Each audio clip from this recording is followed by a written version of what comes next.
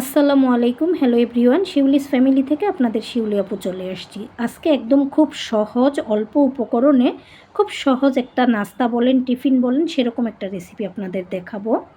প্রথমে এখানে সামান্য একটু আমার 1 কাপের মতো ডাল ভিজিয়ে রাখবো। তো ডালটা নিয়ে নিলাম। আপনারা চাইলে অন্য কোনো ডালও নিতে পারেন, যেমন খেসারির ডাল নিতে পারেন, বুটের ডাল নিতে পারেন।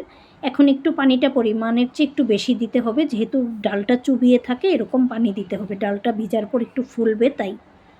তো এটাকে 10 মিনিট, 20 মিনিট, আধা ঘন্টা, 1 ঘন্টা যার যেমন সময় থাকে ভিজিয়ে রাখুন। তারপরে এই যে ভালো করে ধুয়ে নিয়ে নিলাম বাটিতে। এখন হচ্ছে একটা হ্যান্ড ব্লেন্ডার দিয়ে 2-3টা এরকম চাপ দিয়ে দিয়ে গুঁড়া করে নিব।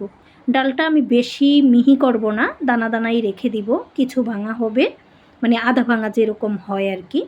এই যে দেখতে পাচ্ছেন একদম অল্প সময়ে 2 মিনিটও সময় লাগে না মনে হয় এই ব্লেন্ডারটা দিয়ে কাজ করতে। আর ব্লেন্ডারটা যেহেতু অনেক দিনের, নষ্ট হয়ে যাচ্ছে, এখন একদম বুড়া মানুষের দাঁতের মতো ঠক্কর ঠক্কর করতেছে। তো এই যে ডাল করা হয়ে গেছে, এখন হচ্ছে আমি ব্লেন্ডারটাকে খুলে ধুয়ে পরিষ্কার করে রেখে দিব। সেই ফাঁকে হচ্ছে আমি 2টা গোল আলু নিয়ে নিলাম। তো আলুগুলো সিলে এখন হচ্ছে ফিঙ্গার কাট করে নিয়ে নিলাম। এখন হচ্ছে এটাকে একটু বয়েল করতে হবে। তো একটা হাঁড়ির মধ্যে পানি দিয়ে আলুর টুকরোগুলো দিয়ে দিলাম ফিঙ্গার করা, আর সামান্য একটু লবণ দিয়ে দিলাম। 2-3 মিনিট একটু জাল করে নিব। 2-3 মিনিট, 5 মিনিট, এর বেশি কিন্তু জাল করবেন না। তারপরে ওই যে ব্লেন্ড করা ডালের মধ্যে আমি কাঁচামরিচ কুচি করে দিয়ে দিলাম, পেঁয়াজ কুচি করে দিয়ে দিলাম, ধনিয়া পাতা কুচি করে দিয়ে দিলাম। আপনারা চাইলে পুদিনা পাতাও দিতে পারেন। তারপরে হচ্ছে অন্য মশলাগুলো দিব। সামান্য একটু আদা রসুন বাটা দিয়ে দিলাম। তারপরে একটু ধনিয়া জিরার গুঁড়া দিয়ে দিলাম। তারপরে হচ্ছে এখানে দিয়ে দিব হচ্ছে সামান্য একটু হলুদ গুঁড়া। এখন দিয়ে দিব পরিমাণ মতো লবণ। তো আপনারা যদি জিরার গুঁড়া, ধনিয়ার গুঁড়া দিতে না চান বা হলুদ গুঁড়া দিতে না চান, তাও না দিতে পারেন। আমি অন্য একটা মশলা যেহেতু অ্যাড করব, তারপরও সামান্য দিলাম আর কি। আর এখন দিয়ে দিতেছি কর্নফ্লাওয়ার। আপনারা চাইলে চালের গুঁড়া দিতে পারবেন, তারপরে হচ্ছে কি বলে বেসন দিতে পারবেন। আর এই যে একটা স্বাদে ম্যাজিক মশলা দিয়ে দিলাম। তো এটা দিলে তো অন্য একটা ফ্লেভার আসবেই। ভাজা পোড়া পাকোড়াতে এরকম জিনিস দিলেও কিন্তু অনেক সুন্দর ফ্লেভার আসে। তো এটা দেওয়ার পর হচ্ছে আমি এখন এটাকে মেখে সাইডে রেখে দিব। আর এই যে দেখেন, বললাম না 2-3 মিনিট, তো এই যে 2-3 মিনিটেই কিন্তু আলুটা যতটুকুই গরম হয়ে গেছে ততটুকুই তুলে ফেলতেছি।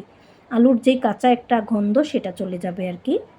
আর ওই যে মাখানো ডালটা কিন্তু মেখে রেখে দিছি। এখন হচ্ছে এটার মধ্যে যেটা দিব সেটা হচ্ছে এই যে দেখছেন, এটা হচ্ছে জলপাইয়ের আচার।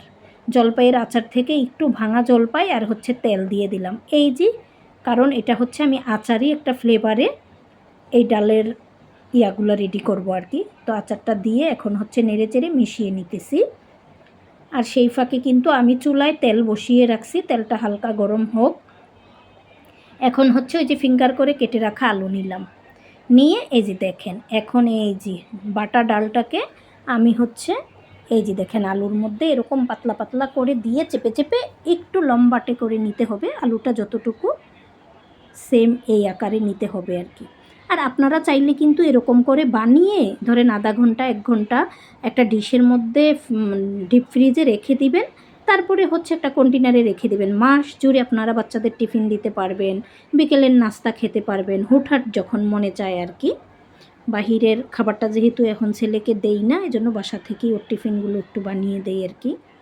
তো এখন হচ্ছে তেলটা একটু বেশি গরম হয়ে গেছে, আর একটু কম গরম হলেও হতো, অল্প আঁচে ভাজতে হবে যেন পুড়ে না যায় এরকম করে আর কি। তো আমি এক এক করে হচ্ছে বানিয়ে বানিয়ে দিয়ে দিতেছি। আর আপনারা কখনোই এইভাবে যখন বানাবেন ময়দা দিবেন না। ময়দা দিলে কিন্তু যে একটা মুচমুচে ভাব সেটা আসবে না, একটু ঠান্ডা হলে শক্ত হয়ে যাবে বা নরম হয়ে যাবে, এরকম হয়ে যাবে। চালের গুঁড়া, বেসন, কর্নফ্লাওয়ার, আর যদি কোনোটাই না থাকে আপনারা এটার সাথে 1-2টা ডিমও ভেঙে দিতে পারেন, বাইন্ডিংয়ের কাজ করবে আর কি। ডালটা একদম ছড়িয়ে ছিটিয়ে যাবে না। তারপর এই যে এক পাশ হয়ে গেছে, এখন হচ্ছে অপর পাশ আমি উল্টিয়ে পাল্টিয়ে নিতেছি। এই যে দেখতে পাচ্ছেন যেগুলো আগে দিয়েছি সেগুলো আগে হচ্ছে উল্টিয়ে পাল্টিয়ে নিতেছি। তো যারা এখনও লাইক দেন নাই লাইকটা দিয়ে দিন, দিয়ে ফুল ভিডিওটা ফুল ওয়াচ করে দিবেন, কেউ টেনে টুনে দেখবেন না, ঠিক আছে? একটা ভিডিও বানাতে তৈরি করতে কিন্তু একটু সময় লাগে, যেহেতু সময় নিয়ে একটু আমরা একটা কাজ করি, আর আপনারা যদি দেখেন মনোযোগ দিয়ে তাহলেই কিন্তু সার্থকতা, তাই না? তারপরে যে হয়ে গেছে, এখন তুলে ফেলতেছি এক এক করে। খুব সুন্দর একটা ফ্লেভার চলে আসছে, যেহেতু আচারি তেল দেওয়া হয়েছে সেই কারণে। এখন ছেলে বলতেছে আবার কয়েকটা আলুর টুকরো তাকে হচ্ছে ফ্রেঞ্চ ফ্রাই বানিয়ে দেওয়ার জন্য। তো এটার মধ্যে হালকা একটু মশলা দিয়ে একটু কর্নফ্লাওয়ার দিয়ে মেখে ঝুঁকে দিয়ে দিতেছি আর কি। এই 2-3 মিনিটে হয়ে যাবে, যেহেতু আগে একটু সিদ্ধ করা আছে। আগে সিদ্ধ করার কারণ হচ্ছে এই যে তেলের মধ্যে আর বেশিক্ষণ নাড়াচাড়া করতে হবে না, হয়ে যাবে খুব অল্প সময়ে। তো এই যে আলুগুলো কিন্তু হয়ে গেছে, মানে ফ্রেঞ্চ ফ্রাইগুলো আর কি। তারপরে যেই ডালটা ছিল আবার সেখান থেকে 2-একটা বড়ার মতো করে বানিয়ে নিতেছি। আমার শাশুড়ি যদি পরে ভাত দিয়ে খাবে। তারপরে এই যে তৈরি করে ফেললাম, দেখছেন আচারি ফ্লেভারে ফিঙ্গার কি বলে পেঁয়াজু। তো কেমন হলো আজকের এই রেসিপিটা বাচ্চাদের জন্য, সবাই কমেন্ট করে জানাবেন। শিউলিস ফ্যামিলির সাথে থাকবেন, বেশি বেশি লাইক কমেন্ট শেয়ার দিবেন। আসসালামু আলাইকুম, আল্লাহ হাফেজ।